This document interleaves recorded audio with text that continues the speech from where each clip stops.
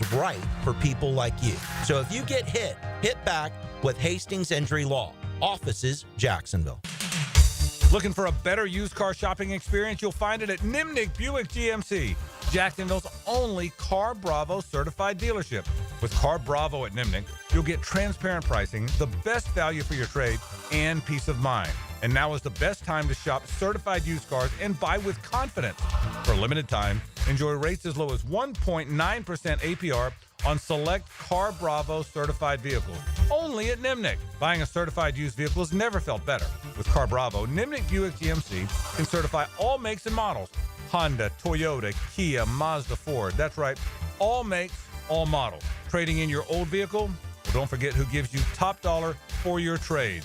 Nobody but Nimnick. So you can shop online at nimnickbuickgmc.com or visit that terrific showroom right off of Phillips Highway. You want a great deal? Where do you go? Well, that's easy. Nobody but Nimnick. Frank Frangie here for Stanley Pools. You know, pool design has come a long way, and if your pool is outdated, Stanley Pools specializes in bringing older pools up to date for the whole family to enjoy. That's why I did it a few years ago, and man, I love the way my pool looks now after we added travertine pavers and so much else. Stanley Pools has been serving our community since 1988, so call them today at 269-7277 or find them online at stanleypoolsfl.com. That's Stanley Pools, a family tradition of fine swimming pools. Bet live with Hard Rock Bet. Real-time wagering till the very last play. Missing the kickoff doesn't mean all bets are off. Delay a game on the guy who hasn't bet yet. Sometimes you just know your team is going to come back. The sportsbook for every kind of player. Hard Rock Bet. Roll with us. Get up to $100 back if your first bet doesn't win. Payable and bonus bet up to $100, not a cash offer. Offered by the Seminole Tribe of Florida. Must be 21 plus and physically present in Florida to wager. Terms and conditions apply. Concerned about gambling? Please call 1-888-ADMIT-IT. This is Tony Baselli, Pro Football Hall of Famer. I was known for protecting our quarterback. These days, I'm extending that protection to a different arena, your home. I have partnered with Heritage Roofing of North Florida, your premier local roofers with over 25 years of experience. Heritage is your go-to roofer for hurricane preparation with same-day inspections and estimates. They also work with all insurance companies. Let Heritage Roofing of North Florida safeguard your home and family. Visit heritagenfl.com for your free estimate today. State license CCC 1335410. Learn more about the beautiful sport of soccer and its impact on the River City. What a beautiful thing to behold. Get an hour of soccer talk on the Sporting Jack Soccer Hour. That's all I want to know. Tuesday at 6 p.m. on 1010 a.m. This is the Mangler. Years of playing football coupled with lifestyle left my feet mangled with neuropathy. I was experiencing burning, tingling, and numbness. I spoke with 2 foot specialists, and they told me there was no cure. They were wrong. I found Dr. Nate Riddle in Ponte Vedra. After utilizing his neuropathy treatment for only 2 weeks, I noticed a difference in my feet. I was regaining my feeling and balance. If you want relief from nerve pain, call Dr. Nate for a free consultation at Riddle Wellness, 904-395-5598. Find the best kept secret in Jax at the Moss Fire Grill. From $5 margaritas to made-from-scratch Southwest cuisine. Find yourself relaxing or celebrating at Jacksonville's first ever rooftop. Visit Moss Fire Grill in Riverside. See you on the rooftop. David Ammon here with Zero Res. You know, Dad, I just love this time of year. It cools down, the holidays are coming on, and college football is a blast. One of the things that I'm grateful for is our good customers. I have loved working for the good people of Jacksonville and want to say thank you. Folks, the schedule is filling up fast. Book today and Zero Res will clean your carpets for only $49 per room. Plus, they'll give you 25% off your tile cleaning. Zero Res. Spelled Florida backwards. It's the right way to clean. Zero Res. Hello, First Coast. I'm sure by now you have seen our bright green GFL trucks and containers throughout the greater Jacksonville area. We're an industry leader in solid waste and would love the opportunity to earn your business. We're committed to customer service, reliability, and have an unwavering focus on safety. Whether commercial or construction, let us haul your waste away.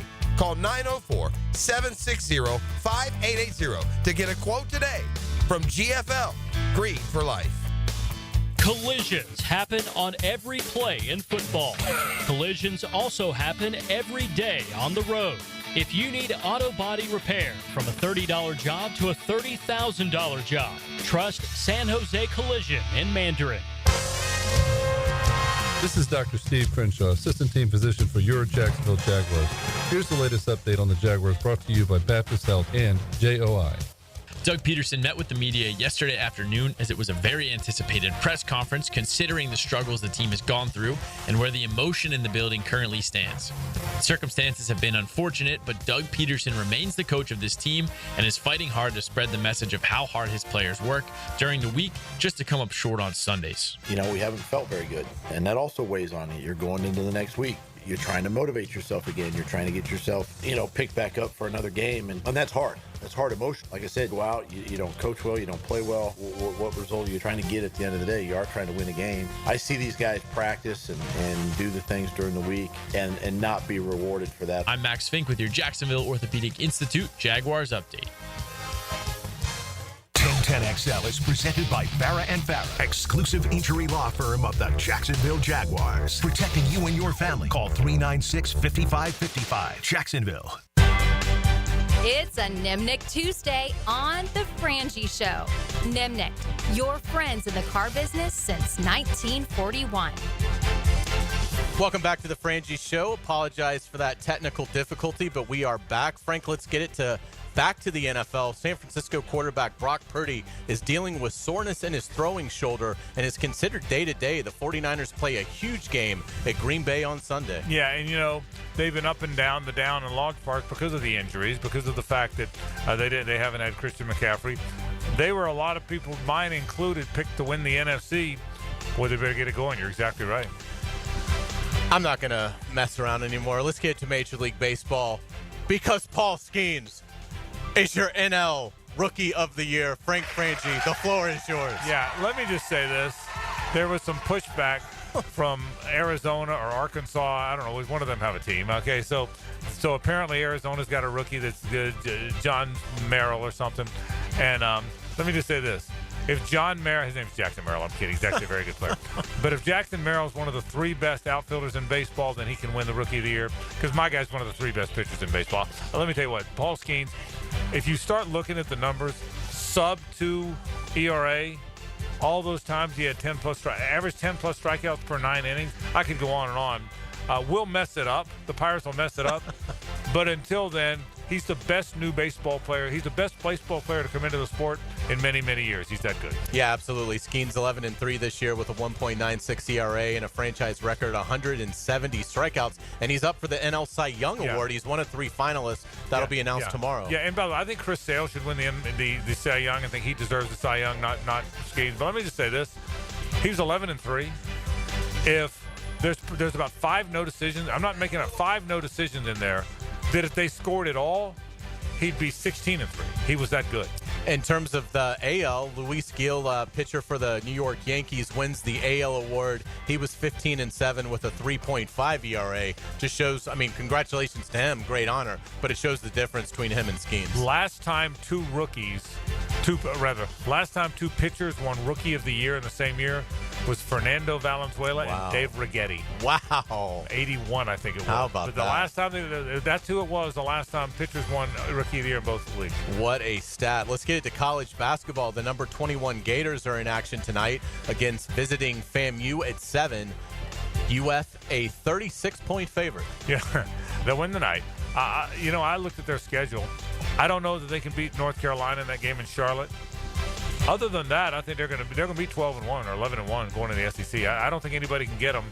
North Carolina's probably better than them, but Wake Forest and Virginia. When's the last time they were 11-1 starting this? Even that 14 team that won 30 games in a row, they lost 3 times in the preseason. UConn being one of them. Yeah, without a doubt. UNF lost at home last night to UNC Asheville 89-75. The Ospreys were out rebounded 49-33 and allowed a 49.3% shooting night from the field. Yeah, that was an outlier. UNF's got a very good team. There's no getting around the fact they've got a very good team. That was a bit of an outlier for them. They'll bounce back from that. It's a shame though, because when you take down when you take down South Carolina, Georgia Tech on the road, you don't want to lose a home game to UNC Asheville. But I'll say it again, they're as legit as we thought they were. You're entitled to a bad game, and that was a bad game. We'll get you out of here on a college football media note. ABC and ESPN announced Florida's win over LSU drew 6 million viewers. Georgia and Tennessee did 10 million in primetime, while Texas and Arkansas had 4.6 million viewers in the early window of the day. So the SEC triple header won every time slot. Nice going, CBS. Yeah, and look, the SEC wanted a gigantic number. CBS said it would only go so high, right? And listen, I don't know their P&L, their business model, but how do you let if you've got right of first refusal, how do you let the Southeastern, in an age where football is more dominant than it's ever been over every other sport, look at the NFL, how do you let the SEC get away? I know you've already got the NFL, but how do you make that mistake? It's a gigantic one. Yeah, it's a gigantic one. Yeah, I mean, good gracious alive. I mean, I know you're certainly excited about that Wisconsin-Purdue tilt at 3:30 right. coming up. Whatever. So a hard mistake. No yeah, question about that's going to do it for headlines. But we're not done talking SEC football. No, we're not. Well done on headlines, as always. But let's talk a little SEC with our Woolsey Morecambe, National College Football Insider. Time now for the College Football Insider, brought to you by the law firm of Woolsey Morecambe on The Frangie Show. All right, we're going to welcome in Sam Hutchins. Great to have Sam with us. He is the Ole Miss beat reporter for the Clarion Ledger. Joins us now on the program here on 1010XL. Sam, how are you, man? Guys, thanks for having me. I'm excited. It's great to have you, and I want to talk all about Lane Kiffin and all about this really good Ole Miss team. But I want to start with the goalpost. I'm reading this story that is just fantastic about some of the guys that got some of the goalposts. Sam, tell me about the story, how you found it, about Jacob Schwartz and company. Tell me all about that story that developed after a gigantic win against the Bulldogs. Yeah, a lot of the thing that I think some folks don't understand is a lot of the reporters in the press box, we kind of aren't able to watch all the carnage unfold on the field, after a big win like Ole Miss had against Georgia a couple weeks ago. So, I was in the press box as those, or I was in the interview room in the tunnels as those uprights were coming down. But I'd heard about these three Ole Miss fans in their 20s who had brought a saw to the Grove because they anticipated that thing coming down and they wanted a piece of it. So I was able to track them down. Not something I tell the parents about, that I just knocked on these random strangers' doors at 10 o'clock at night after a basketball game. But I was itching to talk to them, and they were great and were able to tell me a hilarious story of grabbing the saw and accidentally waving it in the air and then managing to slice a little piece of Ole Miss history off before the police forces came in and stepped over it. It was like straight out of Lord of the Rings, guys. Like a cavalry came through and kind of shut down the whole mob. Well, Sam's story is on ClarionLedger.com about these three Ole Miss fans. It was a great story, so you got to do it. And by the way, Hays, let me tell you, I've called 3 home games at Ole Miss. I've gone to the Grove all 3 times, never saw a saw. So this is a new one. So this is a new one. Hey, Sam, tell me about this football team. Look, it's a great team. Georgia found that out when Ole Miss laid it to them. Ole Miss is going to be in the playoff in all likelihood and might win the damn thing. How have they gotten so good? Obviously very busy in the portal. We know this was a great portal year for them. But I think it's more than that, isn't it? Tell me about the building of this Ole Miss football team.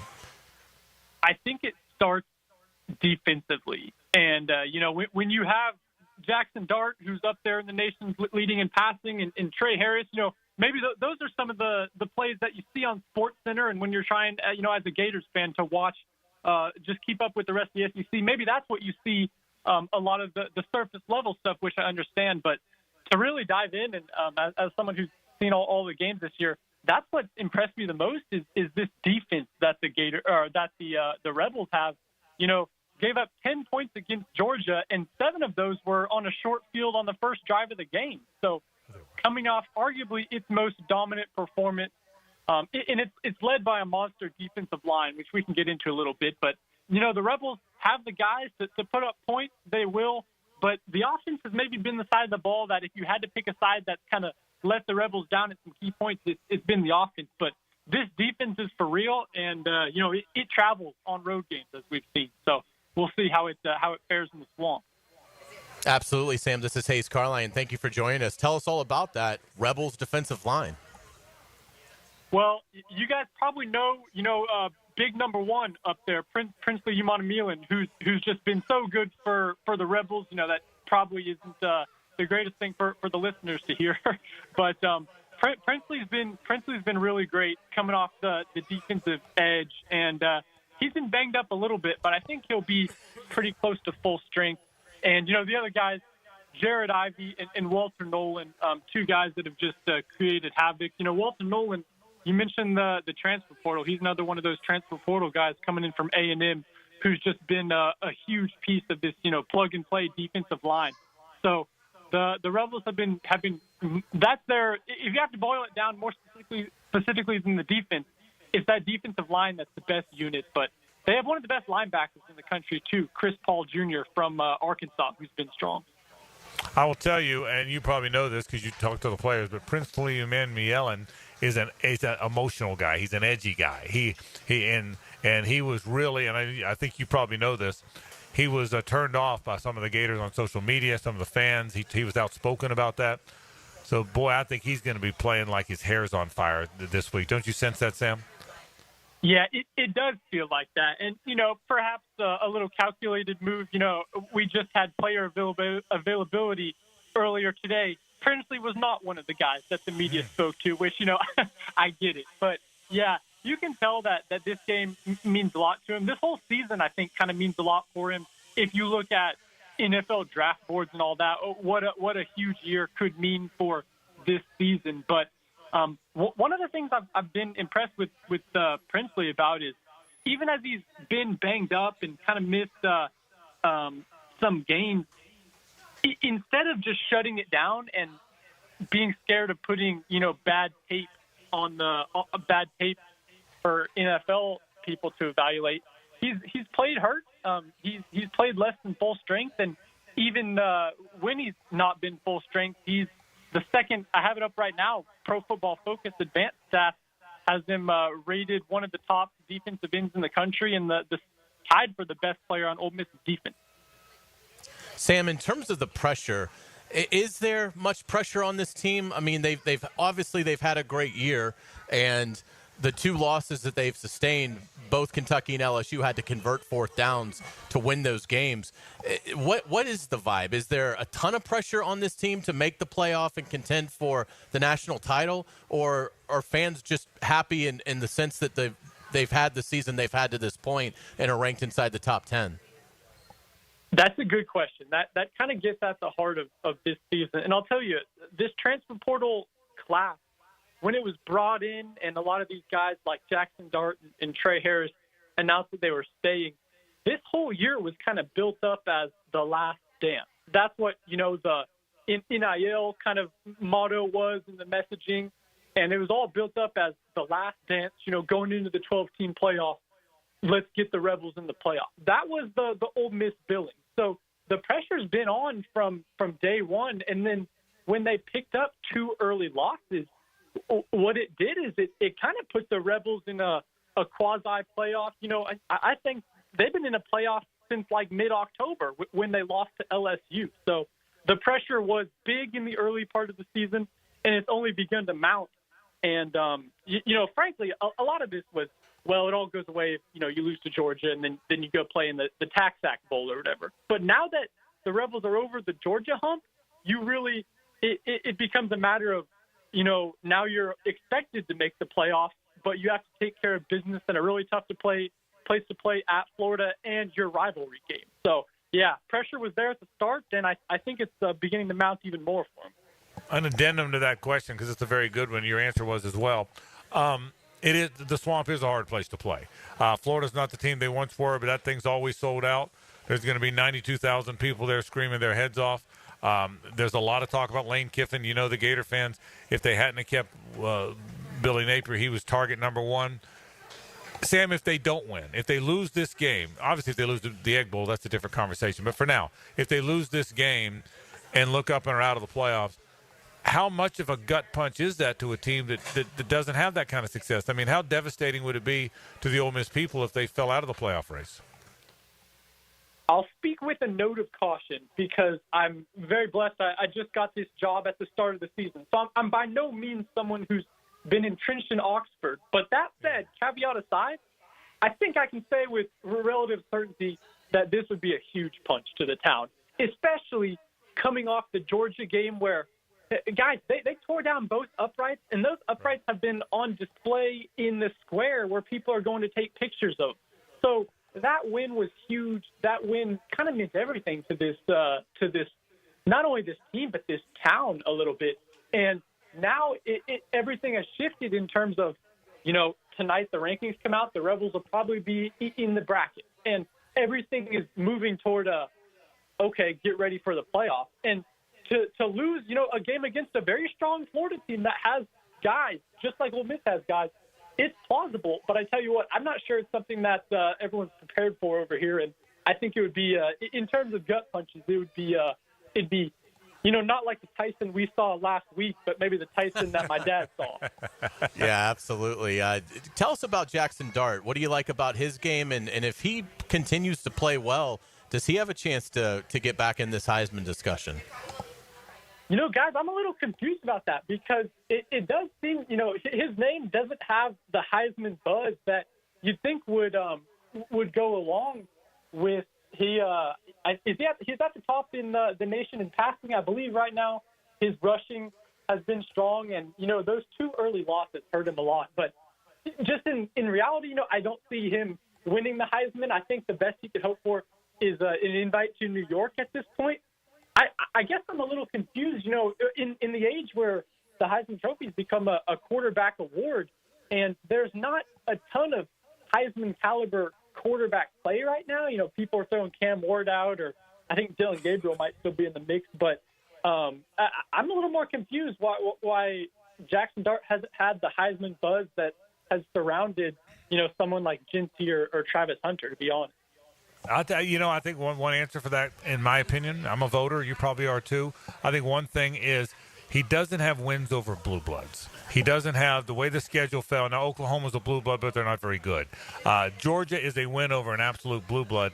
I think this week would help him. I think if he goes into the swamp, Sam, and throws 4 touchdown passes, and they win 38-24 over not a great, but certainly an ascending Florida team, I don't think he's going to win the Heisman either, by the way, because you got to get started early. But I think this would help him. And he's got 22 touchdowns and 4 picks. I think don't you think this week's game could have a big effect on how people perceive him? I do, and I always like to imagine that in the world of voting, and you get it. I'm starting to get it too. There is recency bias. Like I hate to call it how it is, but it does feel it's working toward Ole Miss in a way where they lost 2 games, but because their losses have come early, if they can get to the college football playoff, it would be on the back of like 6 straight wins, which would help a lot. So Dart's 2 losses, like you said, kind of knocked him out a little bit early, but you're right. A win in the swamp would be huge. That would probably be, depending on where you rank in a win at South Carolina, that was pretty dominant. That would be Ole Miss's second best win behind Georgia, I think, this year. So, yeah, it's interesting, but in every world, winning at the swamp helps you. So, yeah, exactly right. Sam Hutchins checking in from the Clarion Ledger. Great work, Sam. Great having you on, and have fun in the swamp on Saturday. It's gonna be a fun game for sure. Guys, it was a pleasure. Is the weather nice over there? I'm hoping it is really nice. You're gonna about 78 is gonna be the high. You're gonna love it over here, Sam. You're gonna love. You may never leave, Sam. It's that good. So enjoy yourself. I'm flying in at. I leave my apartment. I just calculated at 4:30 in the morning. So if I'm not taking a nap, I'll enjoy the weather. All right, Sam. Enjoy it. Thanks for coming on, brother. We appreciate it. Take care, man. Anytime. All right, Sam Hutchins, great job from the Clarion Ledger covering Ole Miss. Does a terrific job covering them. Been a fun day today. JJ, where have we been? Now the cool down with Donovan Air, Electric and Plumbing, keeping Jack's cool since '87. All right, let's take you around where we've been today. We've certainly had a good time. We're here at Publix, here in St. Augustine, near Turcoy Creek High School. Man, we've had 3 Jaguar players up there signing autographs. Monteric Brown, Yasir Abdullah, Josiah DeGuara, all signing autographs now. Had a huge line of autograph seekers. Before that, we gave away some. By the way, I'm such a dummy. I didn't realize the replica helmets. Oh, they had Brian Thomas Jr. autograph on them. That's all they had. Is that good? Yeah. How about that? So great. So those 3 prizes and 2 $100 gift certificates to Publix. So thank you again to our friends at Coke Publix and the Jags for having us out here. We talked some Jaguar football. We did sort of arrow up, arrow down on some players, how they've played this year. Matt Hays stopped by to talk some SEC football, brought to you by Underwoods. So we've had a terrific day today as we get close to wrapping up this Tuesday edition. Interesting week. Now, remember, we'll be here 4 to 6 every day this week. There's no Jaguars programming during their bye week. So instead of 2 to 4, we'll be here 4 to 6. And I'm really interested to see what Greg McGarrity's got to tell us about, I got to believe if you're the Outback or Gator Bowl, and selling tickets in bowl games is so hard these days, and all of a sudden that Gator logo looks like it's headed to 6 wins, I've got to believe you were doing cartwheels, wouldn't you think? I would think, yeah. Now, you're not both going to get them, but those are the two bowls that really crave them, I would think. Yeah, I still wonder if the SEC office will sign off on that. I get the proximity of it, but are you going to penalize a 9-3 team? They're all going to want to play in Florida. Yeah. No one is going to say we want to go to Birmingham or we want to go to Memphis. Yeah. Or so it's going to be all the schools that don't make the playoff are going to put in Orlando, Jacksonville, and Tampa. Yeah. Or where they want to go. So will the league feel compelled to move Florida outside of its state to reward the teams that, did finish not just ahead of Florida, but in some cases, again, if you're talking 9-3 against 6-6, right, that's a massive difference. But you're right. And certainly would affect Orlando, could affect Tampa. But I think the SEC, Greg McGarity grew up in the SEC. He's worked his whole career for 2 SEC schools before he ran the Gator Bowl. He is as SEC as they come, and he is as connected as they come. And he's been a good soldier and a good partner for the SEC. He's taken Kentucky on a regular basis. He's taken teams that he knew it was going to be a challenge, okay? He's taken some – it's been hard, and he's made it work. I think if Florida wants to come here and Greg McGarity wants them, yes, I think. Well, we know both those things. Yeah. Well, we think Florida would want to come here. They could pick Tampa, but I'm saying assuming Florida picks here. Right. And Greg's going to want them. Yes. Do I think do they have a better chance of coming here than a 9-3 Texas A&M? Yeah, or whatever their record. Mm-hmm. Yes, I think they do. I think. Now we'll see. I may be wrong about that. I'd love to see it. Obviously, it'd be great. I just worry. I don't think they'll send Florida to Vegas like they did, a couple of years ago when they were 6-6. But anyway, it'll be fun to see what happens and get Greg's perspective on it. Yeah. But I my guess is that if I think the win over LSU, and if you assume the win over Florida State, and again, it hadn't happened yet. But if they lose this week, I think if they win this week and beat FSU, they're going to Tampa. My guess is they play their way out of Jacksonville. I'm just guessing. I guess they play their way out of Jacksonville if they beat If you beat Ole Miss, you're one of the hot teams in the country. Forget what your overall record is. You then will have gone toe-to-toe with Tennessee and Georgia. You will have beaten LSU, Ole Miss, and Florida State in a row. You will have found your quarterback of the future that everyone's going to be talking about. You are then an attractive team to a lot of bowls. Yeah, it almost makes you wonder if Orlando would take a look at that. Yeah, I don't know that they can take them at 7-5 the way it'll play out. So we'll see. But yeah, that's right. But my fear is they lose. Believe me, I hope they win Saturday. But lose Saturday, beat FSU. I think they are prime contention to be in the Gator Bowl. I really believe that. So we'll see what happens, folks. That's our program. Thanks for being part of it one more time.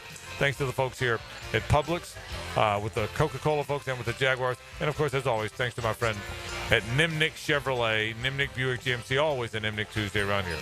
We're out of here. Don't go anywhere. Rick Blue's next.